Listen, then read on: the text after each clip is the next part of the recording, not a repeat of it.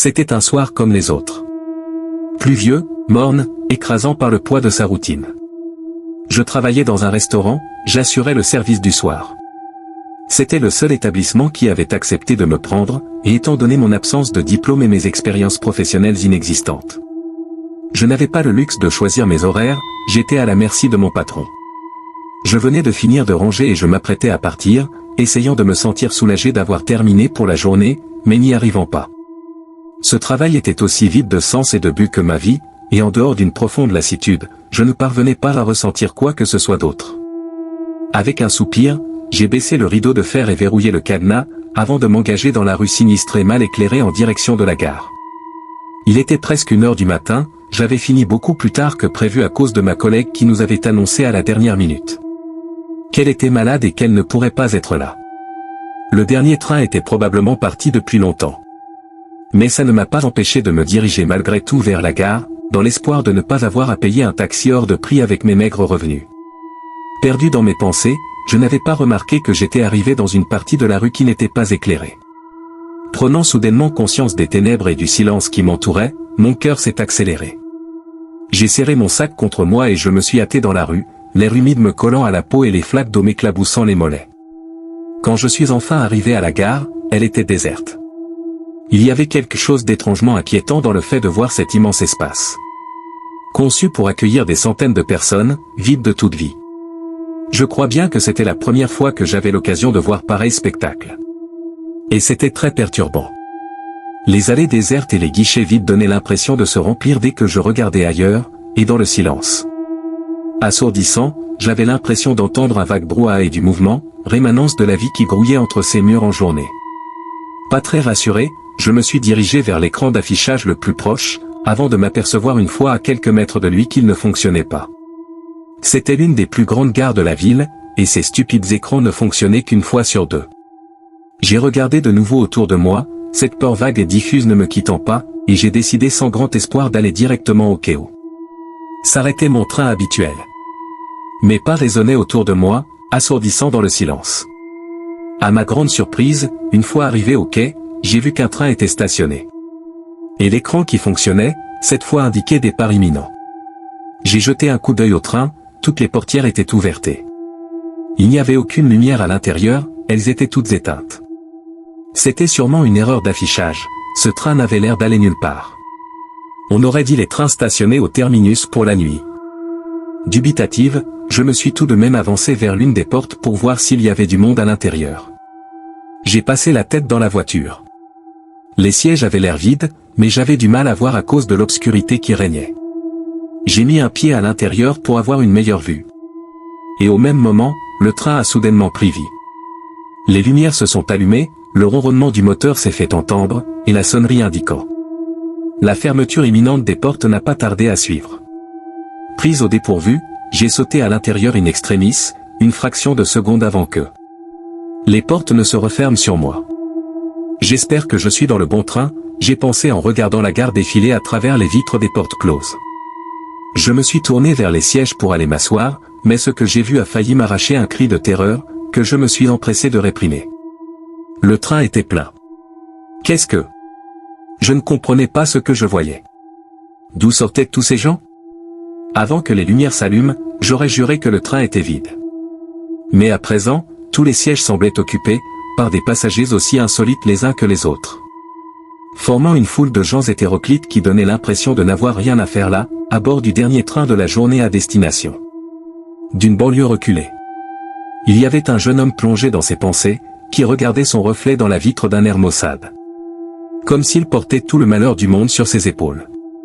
Il y avait également un couple d'un âge très avancé qui se tenait par la main, regardant avec curiosité autour d'eux, ainsi qu'un groupe de lycéens qui se disputaient quelques rangées derrière. Je suis resté figé devant les portes à observer cette scène improbable pendant tellement longtemps que l'attention des passagers s'est peu à peu dirigée vers moi. Les conversations se sont tues, et les regards se sont fixés sur moi. Certains étonnés, d'autres affichant une hostilité masquée, et certains ce qui m'a terrorisé. Au-delà de toute mesure avec un air indéfinissable, un mélange de rage et d'envie. Mon cœur battait tellement fort dans ma poitrine que j'étais persuadé que tout le monde l'entendait, mais je n'arrivais pas à bouger. Cette situation et leurs réactions incompréhensibles me terrifiaient au point de me paralyser, mais je ne savais pas exactement pourquoi. Je sentais juste une menace, un danger, sans pouvoir l'expliquer. Ce n'est qu'au moment où l'un des passagers a l'expression meurtrière, un motard en veste de cuir tenant un casque de moto cabossé a fait mine de se lever que j'ai retrouvé l'usage de mes jambes, et je me suis précipité vers l'escalier pour essayer de trouver une place à l'étage. En avançant dans l'allée entre les sièges, je sentais le regard des passagers fixé sur moi, mais je refusais de lever les yeux vers eux. J'ai fini par trouver un siège vide à côté d'un homme, et je me suis empressé de m'asseoir, priant très fort pour arriver saine et sauve chez moi. J'ai soudainement pris conscience que j'étais en train de grelotter. Étrangement, la température dans le train était glaciale. Ce n'était pas la première fois que le système de chauffage dysfonctionnait, mais couplé à l'ambiance lugubre qui régnait. Cela ne faisait qu'alimenter ma peur.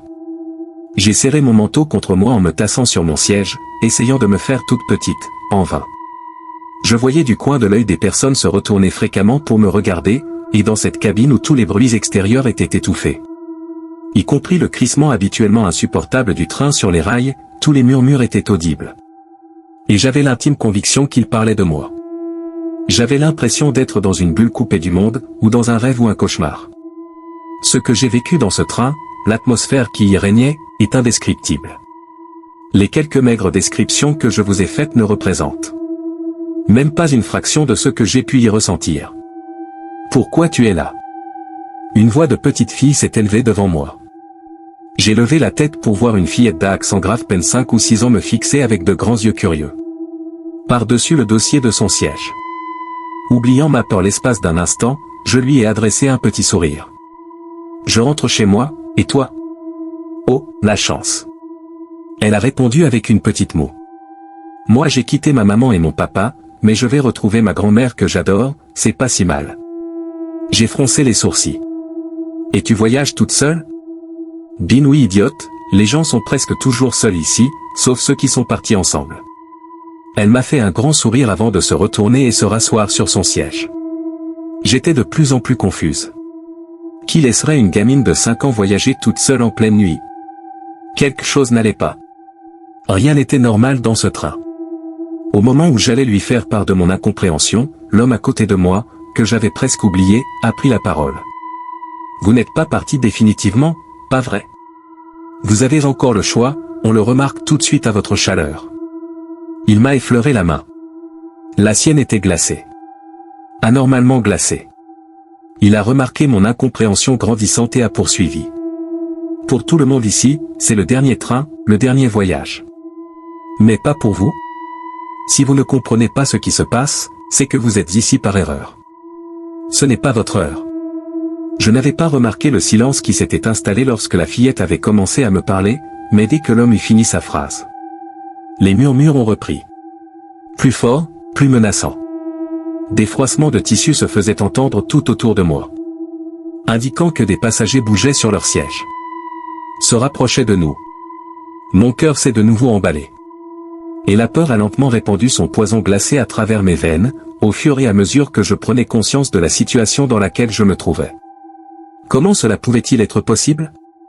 J'ai dégluti, essayant d'avaler la boule d'angoisse qui grossissait dans ma gorge et m'empêchait de parler.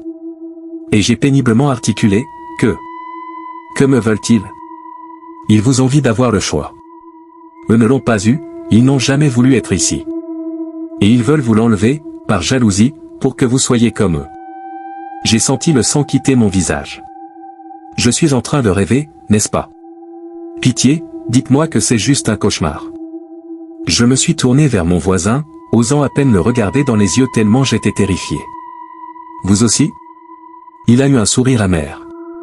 Non, je suis là de mon plein gré. J'ai perdu ma femme, et je ne souhaite qu'une chose, la retrouver. Ma peur a légèrement reculé face à la peine que j'ai instantanément ressentie pour cet homme qui n'avait plus rien à perdre. Il n'avait rien à faire là.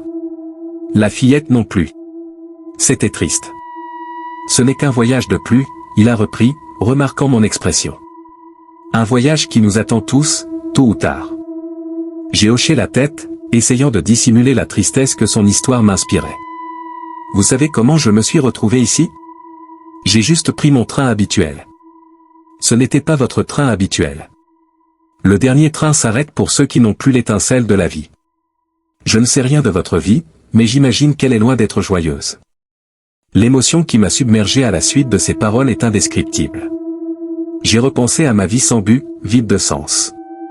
J'ai repensé à mon état d'esprit en allant à la gare, les pensées sombres qui obscurcissaient mon jugement, et cette terrible lassitude qui m'aspirait toute volonté. Il n'était pas étonnant que ce train se soit arrêté pour moi, il n'y avait plus une once de vitalité en moi, depuis très longtemps.